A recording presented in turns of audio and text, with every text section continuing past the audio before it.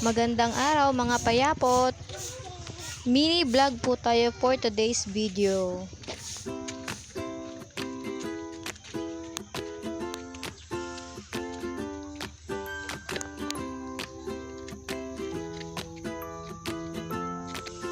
Wow!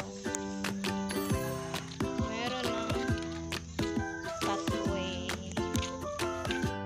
Ito yung bagong gawang extension pathway dito sa aming barangay. Ito ay makikita nyo sa likod ng parola ng Barangay Castillo, na kung saan ang pathway na ito ay magkokonekta papunta sa seawall ng Barangay Castillo. Ito po ay bagong gawa pa lamang, kaya makikita nyo sa bandang dulo ay meron pa rin mga nakahambang kahoy sa ilalim nito.